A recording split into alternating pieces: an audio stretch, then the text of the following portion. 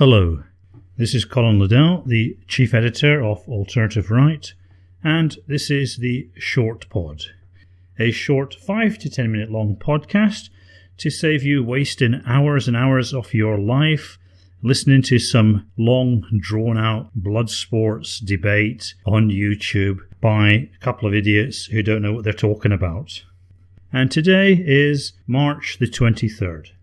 Now, the big news today is the new omnibus spending bill that will fund the American government for the rest of the year and will lead up to the 2018 midterm elections, where the GOP will come up against a resurgent Democratic Party with a demoralized voter base that didn't get what they voted when they voted for Donald Trump. Essentially, there'll be no wall, there'll be no border security, there'll be no pushback against sanctuary cities and mass immigration. And a lot of the people that were energized and enthused by Trump, they will simply stay at home. So what we're starting to see here is the presidency of Donald Trump sliding off into lame duck territory. And under those conditions, it's quite hard to see why he will be re-elected in 2020. So it looks like 2016, Trumpomania, the meme wars, etc., etc. It seems like all that was really a waste of energy and time. And people would have more or less got the same results by voting for Jeb Bush or Hillary Clinton. 2016, it seems, will be remembered in history much more for what happened in the UK, where people actually voted for Brexit, and it seems that they are more or less going to get Brexit. Now, this is, of course, very important and significant for the alt-right, because a large part of the alt-right has been LARPing as the ascendant political class of America. And the events of recent days just remind us how limited Trump is, how hemmed in he is, how impotent and powerless he really is.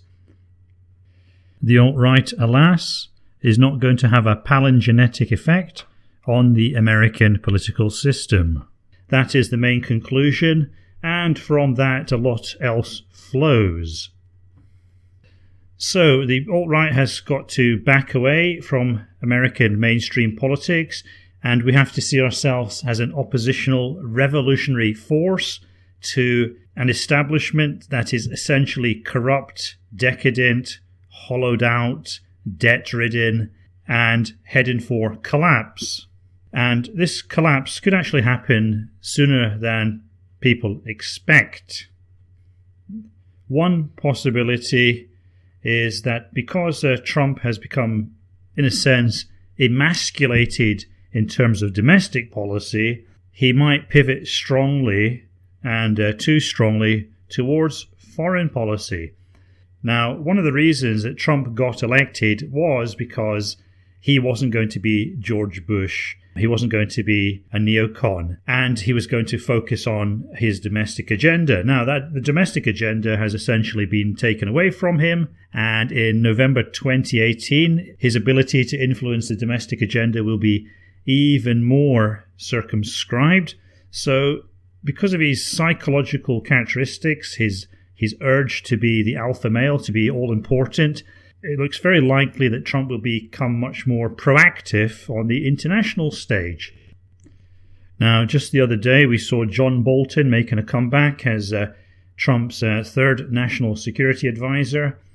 And in the recent omnibus spending bill, which coughed up a little money for a few minor improvements on the existing border fences, Trump also ensured that American military spending would be bloated to ever higher levels. So Trump is poorly equipped to carry out his domestic agenda, but of course an American president faces a lot less congressional oversight and judicial interference overseas. Overseas, Trump will feel much more empowered, whereas at home he will feel emasculated. So I think it's a safe bet to say that Trump will seek to define his presidency by foreign policy and by projecting American power. And given the state of the Middle East, it's highly likely that this will lead to some kind of war. Now, Trump, obviously, he is very much on board with the neocon agenda in Syria and in Iran. And so I think there is now a heightened chance of America getting involved in a very ill-defined and messy war. Now, from an alternative right point of view, that could actually be a positive, because the worst thing for a movement like ours, for a oppositional revolutionary movement, is for the status quo of gradual decadence and decline to remain stable. So Trump can still be useful to us by pushing this system into much more turbulent waters, where the various military and geopolitical stresses placed on the system help to tear it apart. Now, earlier I mentioned the term palingenesis. This is a Greek word that literally means a rebirth, from palin, again, and genesis, a birth. And so back in 2016, a lot of people had hopes that Trump would have this effect on American society. Now I think the hopes of the alt-right have to move away from this idea of palingenesis to its opposite. Trump can be this figure who can push the American empire to the point where it literally starts to break, rather like a kind of Gorbachev figure.